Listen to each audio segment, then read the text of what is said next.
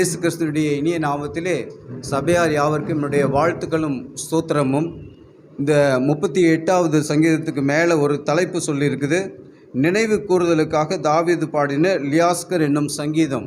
லியாஸ்கர் என்ன, ஏற்கனவே நடந்த நிகழ்ச்சிகளை அசைப்போடுறதுன்னு அர்த்தம். ஏற்கனவே வாழ்க்கையில் நடந்த சுக துக்கங்களை நினைத்து பார்த்தல், அந்த நினைத்து பார்த்ததை கடவுளோடு நம்ம பேசுகிறது, கடவுளோடு நம்ம நம்மளை ஒப்புரவாக்கி அதையெல்லாம் சொல்லுறது அப்படிங்கிறது அர்த்தம் லியாஸ்கருக்கு. இந்த சங்கீதத்துக்கு தலைப்பாக அங்கே அவங்க ஒரு தலைப்பு வச்சுருந்தாலும் நம்ம ஒரு தலைப்பில் இந்த சங்கீதத்தை தியானிக்கலாம். வாய் விட்டு பேசினால் நோய் விட்டு போகும். இது நம்ம தமிழில் இருக்கிற ஒரு பழமொழி. வாய் விட்டு பேசினால் நோய் விட்டு போகும். எங்கே பேசணும், யார்கிட்ட பேசணும், என்ன பேசணும் அப்படிங்கிறத தாவீது இங்கே எழுதியிருக்கிறார். அதனால் இந்த சங்கீதத்தை நம்ம அப்படி ஒரு தலைப்பில் தானிப்போம். போன 37வது சங்கீதமும் நம்ம அப்படி தான் சொன்னோம். என் வழி தனி வழி என்பதெல்லாம் மாயையே அப்படிங்கிறத பைபிள் அழகாக சொன்னிச்சு அப்படின்னு ஒரு வசனத்தை நம்ம பார்த்தோம். என்ன சொன்னோம் போன முறை? அதுக்கு என்ன வசனத்தை சொன்னோம், அதை தியானம் செய்தோமா? உன் வழியை கர்த்தருக்கு ஒப்புவித்து அவர் மேல் நம்பிக்கையாயிரு, அவரே காரியத்தை வாய்க்க பண்ணுவார் அப்படின்னு சொல்லி ஒரு வசனத்தை பார்த்தோம் நம்ம. ஏன்னு கேட்டால் அவர்கிட்ட உன் வழியை ஒப்பிக்காமல் எந்த காரியமும் சரியாக நடக்காது அப்படிங்கிறதுக்காக அப்படி ஒரு தலைப்பு வச்சோம். இப்போ இந்த தலைப்பு வச்சுக்கிறதுக்கு ஒரு காரணம் இருக்குது. இந்த சங்கீதத்தில் அப்படி ஒரு வசனத்தை, நான் நன்மையை பின்பற்றுகிறபடியினால் நன்மைக்கு தீமை செய்கிறவர்கள் என்னை விரோதிக்கிறார்கள் அப்படின்னு சொல்லி தாவீது ஒரு காரியம் பேசினதுனால, நீங்கள் எங்கே என்ன செய்யணும், வாய் விட்டு யார்கிட்ட பேசணும் அப்படிங்கிற காரியத்துக்கு ஒரு சின்ன கதையோடு இந்த சங்கீதத்தை நம்ம பிறகு பார்க்கலாம். இதனுடைய பின்னணி 2 சாமுவேல் 12ஆம் அதிகாரத்தில் சொல்லப்பட்ட காரியங்களாக இருக்கிறது.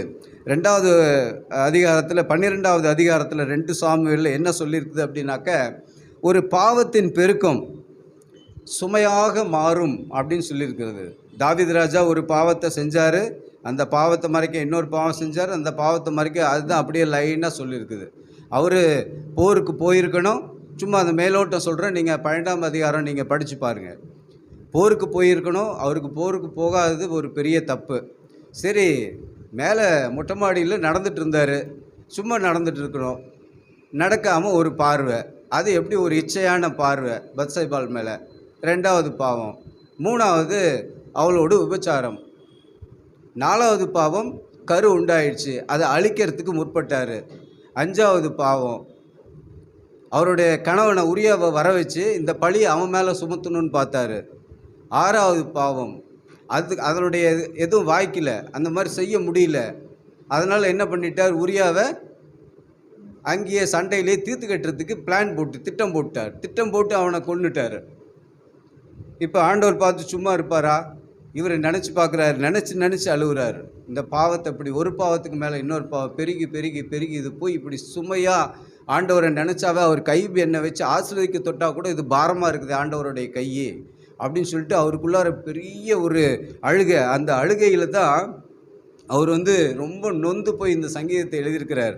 அவர் எழுதியிருக்கிறதுல பாருங்கள், ரொம்ப பயங்கரமான சூழ்நிலைகள். நீங்கள் ஒரு 8 வசனம் வரைக்கும் படித்து பாருங்கள். இந்த வசனத்தோட சிறப்பு என்ன அப்படின்னு நம்ம பார்த்தோம் அப்படின்னா, நினைவு கூறுதல். தன் பாவங்களின் பாரத்தையும் விளைவுகளையும் நினைத்து பார்த்த தாவீது தன் உடல் நோய்களுக்கும் மனநோய்களுக்கும் காரணம் பாவமே என்று உணர்ந்து ஒப்புக்கொண்டு கடவுளிடம் இரக்கத்தை பெற எழுதிய சங்கீதம். இப்படி 7 சங்கீதம் இருக்குது. 6, 32, 38, 51, 102, 130, 143ன்னு பாவத்தை நினைவு கூர்ந்து அவர் அழுது பாடி புலம்பி பாடிய சங்கீதங்கள். இது 7 சங்கீதம். இந்த 7 புலம்பலில் நம்ம இன்றைக்கி ஒரு புலம்பலை நம்ம இன்றைக்கி படிக்கிறோம். வசன பிரிவுகளாக நாம் படித்தோம்னா 1 முதல் 12 வரை இருக்கிற வசனங்கள் பாவத்தினால் வரும் வேதனை என்ன அப்படிங்கிறத அவர் அவ்வளோ அழகாக சொல்லியிருக்காரு. நீங்கள் தான் அதை படித்து ஒவ்வொரு வசனத்துக்கும் நீங்கள் அர்த்தம் கண்டுபிடிச்சிக்கணும். நான் சொல்கிறேன், பாவம் நமக்குள்ளார பெருகுச்சுனாக்க தேவனுடைய கோபம் அதிகமாகும் அப்படின்னு சொல்கிறாரு. 2வது குற்ற உணர்வு அதிகமாகும்னு சொல்கிறாரு.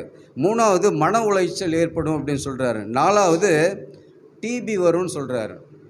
நீங்கள் அந்த வசனத்தை படித்து பாருங்கள். 5வது ஆஸ்துமா வரும்னு சொல்கிறார். என்னுடைய உடலில் ஆஸ்துமா வரும்னு சொல்கிறார். 6வது சொரியாசிஸ் வரும்னு சொல்கிறார். சொரியாசிஸ்னால் உங்களுக்கு தெரியும், இந்த மாம்சத்தில் வர பாடுகள். என்னுடைய மாம்சம் ஆரோக்கியம் இல்லாமல் வசனம் படித்து பாருங்க, இருக்கிற எல்லா நோய்களும் அவர் இதில் சொல்லிட்டார். அடுத்தது அல்சர் வருன்றார். என்னுடைய குடல் எரிந்து போகிறத நான் பார்க்குற ஆண்டவரேங்கிறார். என்னுடைய பாவத்தை நினைக்கும் போது அல்சர் வருங்கிறார். அடுத்தது இரத்த கொந்தளிப்பு, இருதய கொந்தளிப்பு, பிபி வருங்கிறார்.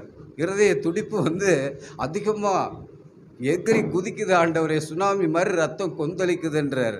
இதெல்லாம் எப்படி எழுத முடியும்னு பாருங்கள். ஒரு மனுஷனுக்கு இப்படியெல்லாம் ஒரு ராஜா எழுதியிருக்கிறார், இப்படியெல்லாம் எழுதியிருக்கிறார். எனக்கு பிபி வருது, ஹார்ட் அட்டாக் வர மாதிரி இருக்குது, என்னுடைய மன உளைச்சலாக இருக்குது, அல்சர் வந்த மாதிரி குடல் எரியுது, என் உடம்பெல்லாம் எரியுது, உடம்பெல்லாம் சொரியாசிஸ் வந்த மாதிரி எரியுது.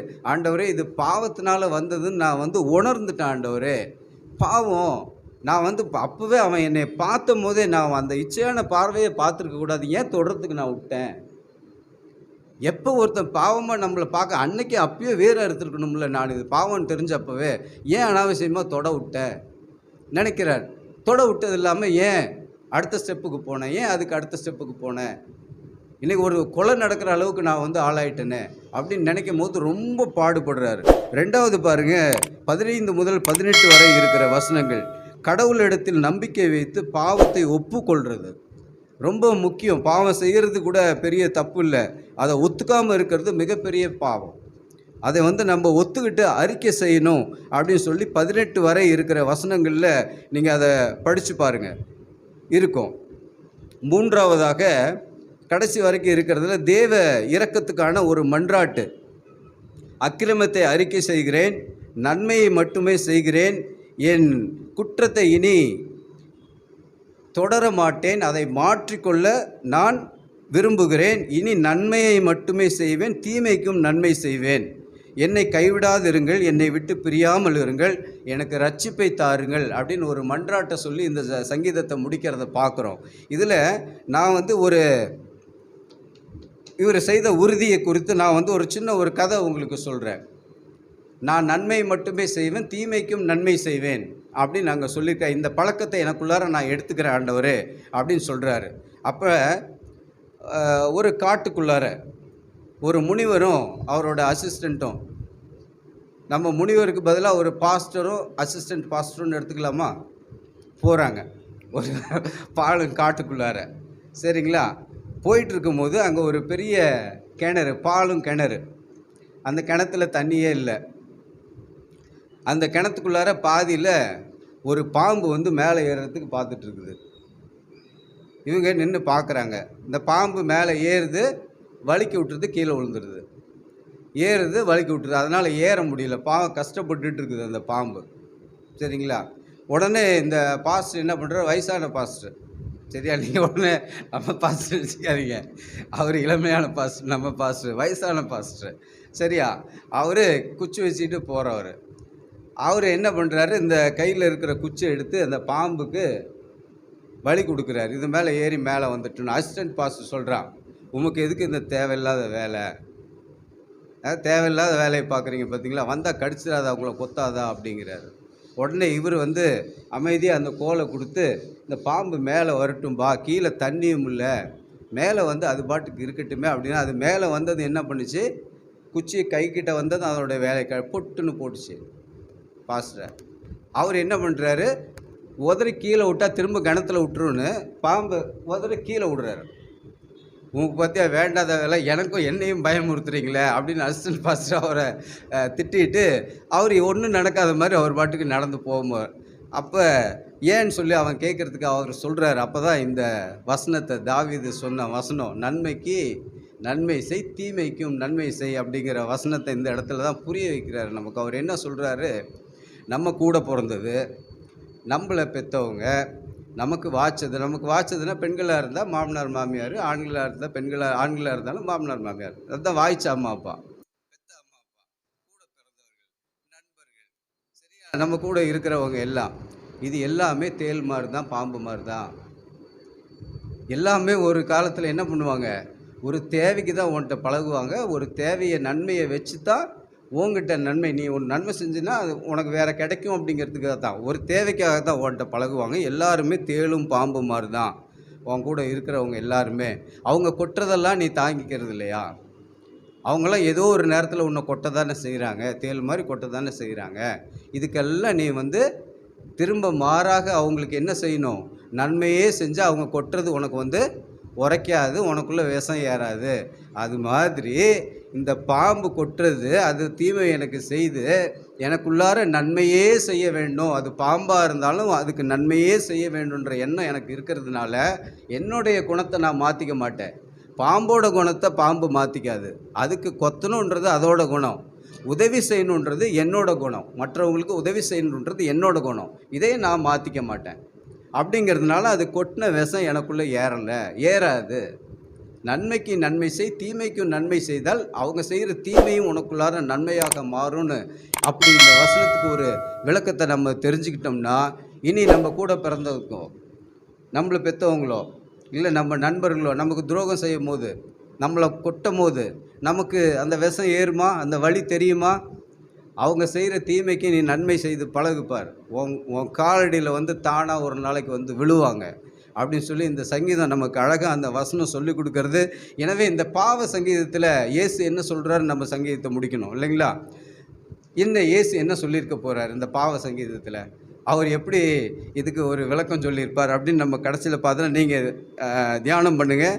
38:4 வசனம், 38 4வது வசனம் நீங்கள் படிச்சிங்கனாக்க மத்தேயு 11:28, மத்தேயு 11:28 இது ரெண்டும் நீங்கள் இணையாக வச்சு பார்த்தீங்கன்னா, இங்கே பாவ சுமையை தாங்காமல் தாவீது கடவுள்கிட்ட அழுது புலம்புறாரு. இங்கே இயேசு கிறிஸ்து என்ன சொல்கிறாரு?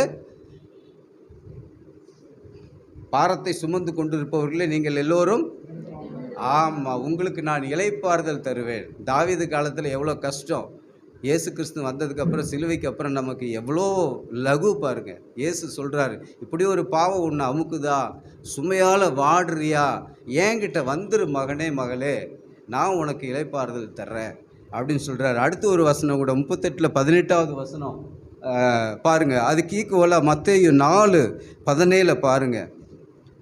மனம் திரும்புதலே மன்னிக்கப்படுவதற்கு வழி அப்படின்னு சொல்லி இயேசு நமக்கு சொல்லித்தரார். எனவே மிகுந்த பாவத்தின் பார சுமையால் நீங்கள் இருக்கிறீங்க அப்படின்னா ஒரு பிரச்சனை, பயப்படாதீங்க, ஒன்றும் கிடையாது. நீங்கள் மனம் திரும்பி தேவனிடம் அறிக்கை செய்து, தேவனிடம் அறிக்கை செய்கிறதுனா நமக்கு நேரடியாக ஆண்டவர்கிட்ட பேசுகிற வழி இருக்குது. இல்லாட்டி நம்மை ஆவியிலே வழி நடத்துகிற ஆவிக்குரிய தலைவர் நமக்கு பாஸ்டர் அப்படிங்கிற பேரில், அந்த முனிவர் அப்படிங்கிற பேரில் நமக்கு இருக்கிறாங்க. அவங்கக்கிட்ட உங்களுடைய பாவ சுமைகளை கொட்டி தீர்க்கணும். தீர்த்து அதுக்குண்டான தீர்வை நீங்கள் வந்து ஆண்டவர்கிட்டருந்து பெற்றுக்கொள்ள வேண்டும். அந்த சுமைகளை நீங்கள் சுமந்துக்கிட்டே இருக்கக்கூடாது. எனவே இயேசு சொல்வது போல் நீங்கள் அவர்கிட்ட கொட்டிட்டிங்கன்னா உங்களுக்கு இலகுவாக மாறிவிடும். ஆமென்.